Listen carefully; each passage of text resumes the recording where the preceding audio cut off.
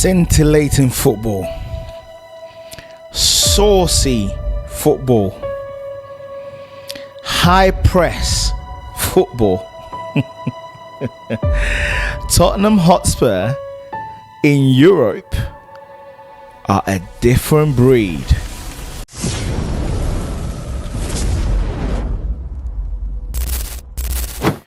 Big up, guys, it's Manny here on Designated Hotspur once again.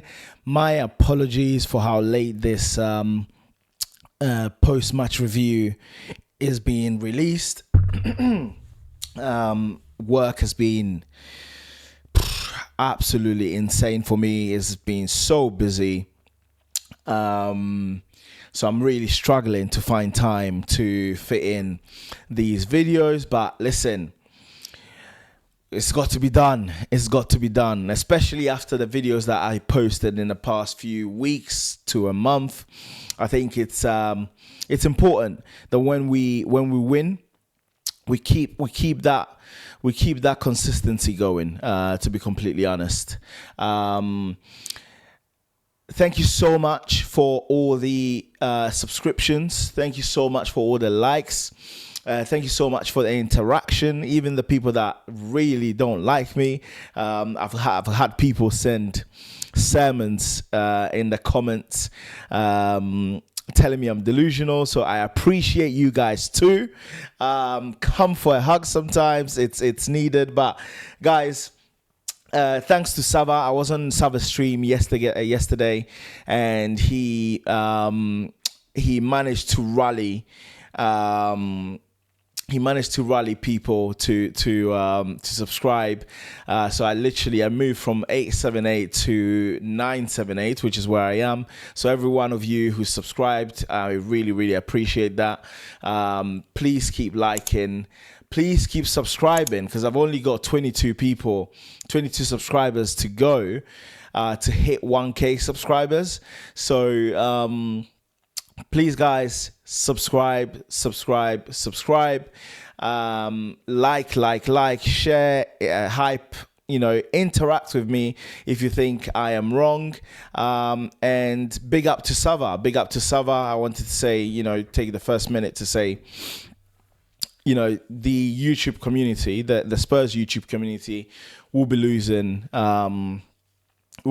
someone quite important, in a sense of, I think and I said that to Sava yesterday as well. I think it's quite important that there are a lot of views out there. I think for people who have an annoyance, have a distaste and a dislike and are nasty because other people don't think the same way that they do. I mean, I have no words for them, but I do from my perspective, I do think it's important to have everybody thinking in their own way, because that's the beauty of football. That's the beauty of YouTube, to be completely honest. And that's the beauty of panel shows. So I think it's a shame that Sava is leaving, but he's leaving for a good cause. He wants some time back with the family. And that could only be a positive. So big up to Sava. All the best to Sava as well. And as some of you will not even know, but Sava was the first, top, well, not top, but I don't want to say top to disrespect other channels, but I would say top channel that invited me on to listen to my views. We had a great conversation. And that's the side of Sava that a lot of people choose to ignore sometimes. But yeah, he's a great guy, and I wish him all the best. But back onto the game. Guys, listen, Thomas Frank, you got that right. And you have to be honest.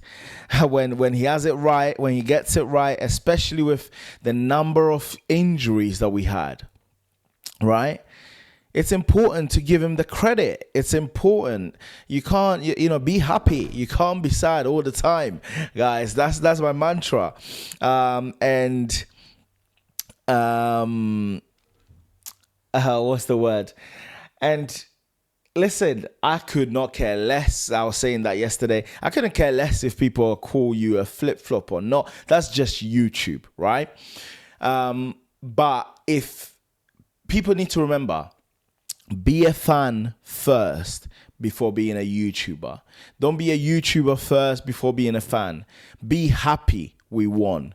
Be happy Thomas Frank got it right. If he gets it wrong, tell him he's got it wrong. And I think Thomas Frank got it right. He got it right. He had an amazing... His tactics in the first half, the team came out swinging. He had Jet Spence as a left winger, and then he had Udogie as the left back, and that worked a treat because every single time Jet Spence had the ball, the first thought was, I'm taking on my opposing fullback. I'm taking him on, and he had joy. He had joy. He put fear into the right back, and I forgot his name.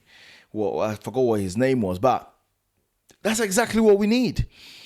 We had Odobert taking his man on constantly. We had Spence taking his man on constantly. The pairing in midfield of Gray and Bergvall also worked a treat. Like they were passing the ball, they were recycling it, they kept the ball moving, they kept the tempo ticking. It was wonderful to see. Xavi Simons had the he was on it. He was feeling the vibe. He really wanted to make an impact in this game, and that's what he did. And I have to say, it was a breath of fresh air seeing Solanke on as well. A lot of people had a major fit when they saw that Tel had been replaced with Solanke. However, from my understanding of, and to be fair, I had a fit as well initially, but then I read into the rules, and obviously Tel was not initially registered. He was only swapped with Solanke after 60 days, I believe, and of Solanke being injured, and obviously us understanding that he was going to be injured for a long time. But according to UEFA rules, you know now that Solanke is recovered, if you want Solanke to get back in, the only way he can get back in is if he was to replace the player that replaced him, and that's the reason why. And it's important. I think the opportunity cost of having Solanke rather in the team up top, rather than having Tel and say Moani up top, it is greater. And I think that's the reason why they made that choice. So again, another choice that Thomas Frank made, which was great. And we need more of it. And I was actually checking up SofaScore in terms of the statistics, and I'll start with that. So if you were to look at the stats of that game, you would realize that we had the lion's share of the possession, and I don't understand why SofaScore has gone AWOL on me as we speak, which is always the case whenever I'm streaming. But yeah, looking at the stats, so overall 54% ball possession for Spurs to 46% for Dortmund. 1.97 XG for Spurs overall versus 0.38 XG for Dortmund. 2 big chances created from us. 16 total shots. It was a dominant performance, guys. It was a dominant performance. And if we are to talk about the first half, in terms of statistics, we had 62% ball possession. We had 1.3 expected goals, XG. And Dortmund had 0.00 XG. And that shows how... Obviously, they had a red card. That played a part. But we were dominant from the start. We put it on them. We put pressure on them. Odobert, showing that initiative whereby he had the first shot, but he followed up on it, had the second one, a massive shot drilling the ball into the dangerous area, where Romero, at the moment, my word, what a captain performance, both up top and at the back. It seems like Frank has spoken to him and said, listen, look at Gabriel at Arsenal. Look how many goals this guy is scoring, plus the defensive performances. We need more goals from you. And he took that personally. So yeah, it was dominant. And then obviously they had a red card, which I don't even know what anybody's complaining about. I don't, people saying feel sorry. No. It was a red card. They putting the opposition player in danger. It was knee high. This is not the calf even, right? It's knee. That's different. So I'm sorry to say that was definitely a red card. And we then pushed on and got a second with Solanke's, Odegaard, again, great movement, got in behind the defense, squared it across with Solanke scoring a typical striker's finish, even though it was a bit of a ricochet between his 2 feet. But listen, we will take it. We want it, and we could have scored more. So we literally put them to the sword. We had 11 shots in that half, and they had 0. That half was stupendous. It was wonderful. It was exciting. It was electric. The entire stadium was buzzing. That is what we need. That is what we need week in, week out, right? I'm not talking about the result. I'm purely talking about the performance. Because if you give it your all, and you still don't get the result, fans will understand. And that's what I've been saying from the start, from the beginning. That should be the barometer. Obviously, second half, they came out. Bergvall got injured, so we brought on, and also Solanke got quite leggy. So we brought on Kolomuani.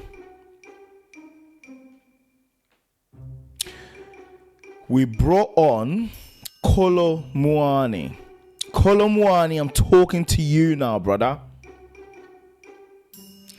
Absolutely shambolic cameo. Lazy cameo.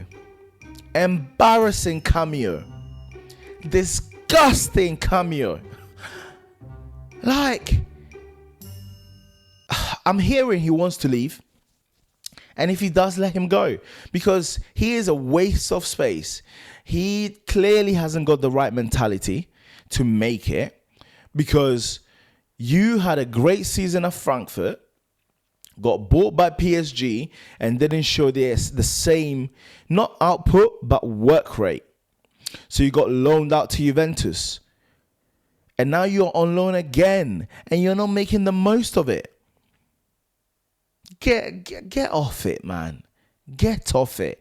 Unfortunately, he's a waste of space and a waste of money, and a waste of strategy by this hierarchy once again. However, on the positive note, we had Byfield, I believe his name is, come on, a youngster, and he did not seem to be out of place. He was, body-wise, you could see he is ready for men football. So Frank pushed Porro into midfield, and big up to Porro for that cameo in midfield, because that was great technical ability, spatial awareness, wonderful cameo. But also from Byfield, it was really, really good, really, really encouraging, and hopefully he keeps his head down and keeps pushing, because it would be great if he could make it. We haven't had an academy star make it in ages, since your Harry Winks and your Harry Kane and I've forgotten. Not Winks. I forgot his name. He went to Norwich and then went to Leicester. Yeah, my memory is just, letting me down.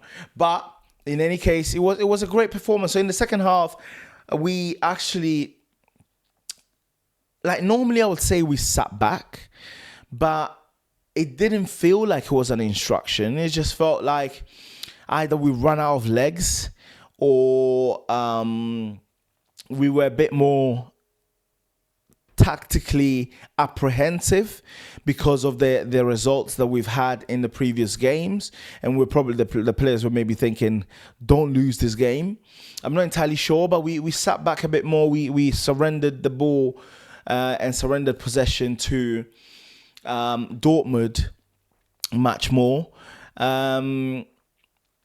But yeah, again, I don't want to dwell on little things like that. I think this was a must-win game. Sorry, we needed to win the game, but it was a must-not-lose game. However, Thomas Frank and the players treated this as a must-win game, which to me was refreshing. To the fans in the stadium was great to see and a great thing to watch, and I think we need to follow that with another similar performance at Burnley. We have to. Thomas Frank, listen, if you want to gain back the fan base that have given up on you, this is the chance. This is the chance. Because that game has had a lot of people and ahhing. And I think if you follow that up in the Burnley game, I could forgive you for the results in the coming months of Feb, because I can understand, okay, you know what? You showed me something for the last 2 games. The next run of games are quite difficult, but let's see after that how you can turn things around. And I keep saying, as a Spurs fan, be happy we won. Be happy Thomas Frank got it right. Be happy that the players actually look like they're playing for him. Be happy for that. Just because you don't think Thomas Frank will work does not mean that if he does do things to change your mind, that you can't change your mind. So please, this Tottenham fan base, like, get it together. But guys, so we're 5th now with 1 more game to go in the Champions League against Frankfurt away. And it's looking good. It's looking good. A win there would guarantee us top 8, which means that in Feb we'll not need to play we'll have 2 weeks free from the Champions League. And it means that we wouldn't have to play Arsenal with a playoff in mind. So it's an extremely important game. And I think Thomas Frank has already alluded to that in his post-match press conference. So yeah, I'm excited, guys. I'm excited. I'm ecstatic.